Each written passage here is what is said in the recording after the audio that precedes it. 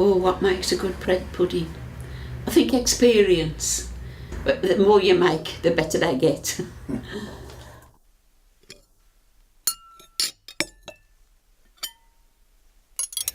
To start with, you need to soak your bread. You use stale bread usually.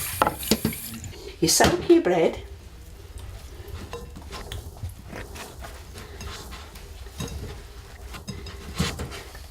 And you squeeze it out. Squeeze it up as much as you can out. It depended how much stale bread you'd got. Because you used stale bread, that was why you soaked it, of course. And I said during the war that towards the latter end of the war, bread was rationed.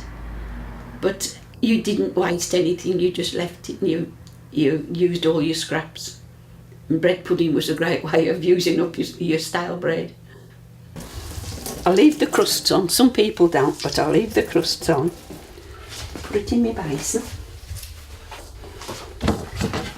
Don't use any measurements, no recipe. You just bung whatever you like in.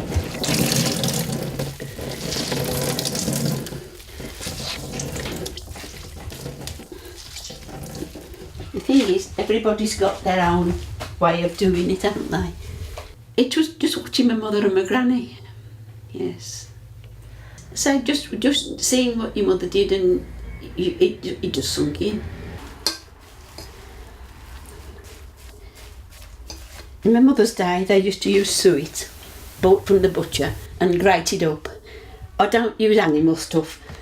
I use stock. Can I advertise? Yes. I use stock.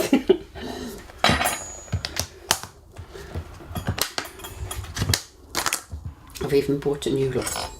Again, you don't measure, you just put in what you think. I mean, you ask for recipes, but in olden days, nobody used recipes. I can't remember ever needing it as a child, but I suppose your parents had a job trying to fill you up. But as children, whatever was put in front of you, you ate. Because I was a child during the war, and as everybody knows, we had rationing.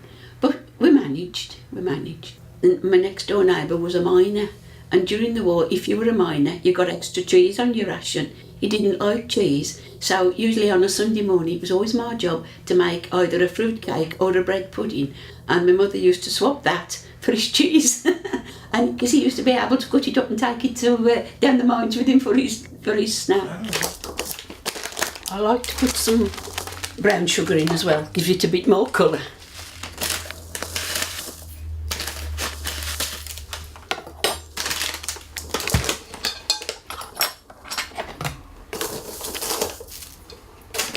I think that should be enough.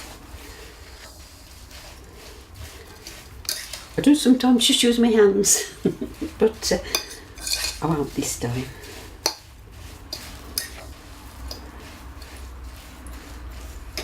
Add your fruit. This is mixed fruit, it's got all sorts, and I do like to put plenty of fruit. When I'm feeling a little bit richer, I put chopped cherries and dates and all sorts of things, but I'll just do an ordinary one this time.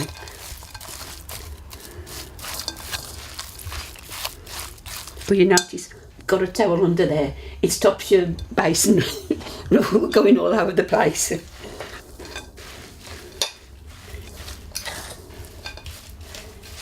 And I add some Morrison's mixed spice. Most of the small places, they're going out of business, aren't they? Because it's more convenient for people to do the shop in one big store, which is sad really. We didn't have supermarkets. You had individual shops, butchers, greengrocers, all separate. And you had personal service, you didn't have to go and help yourself, it was all brought to the counter for you. Because you got to know them in supermarkets, usually the only person you see is the cashier. It was all help yourself. In days gone by, they actually served you. You told them what you wanted, and if they got it, you bought it. But probably supermarkets, you'd miss them now, wouldn't you?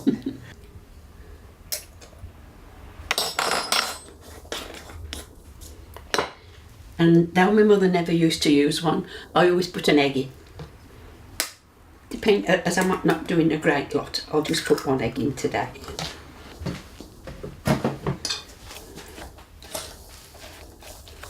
You started off first with doing a bit of laundry.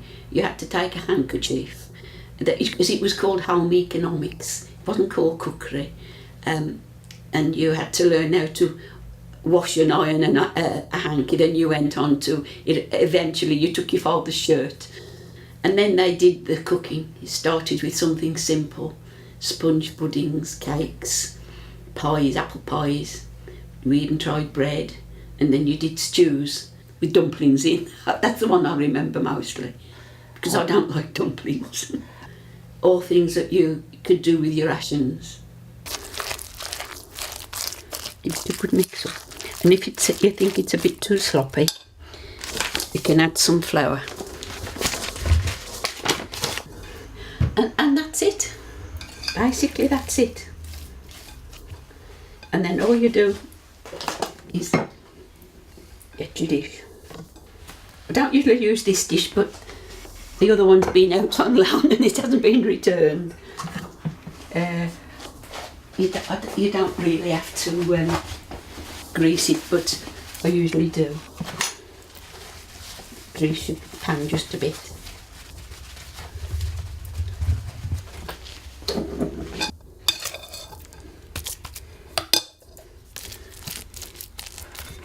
My mother used to make it in a big meat tin, but there were more of us at home then.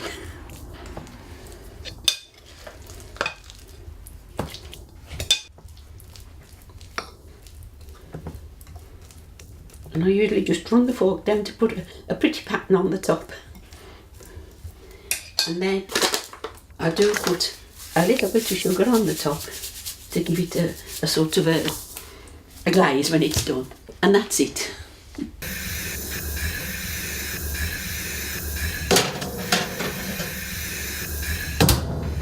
That's the end of it until it's cooked, and then we'll enjoy it hopefully. Well, it would be nice if they did learn, but there's so much in the supermarkets that you can buy ready-made. Most of them don't think it's worth it. But that's sad, because it's nice to be able to get something and do it yourself, isn't it?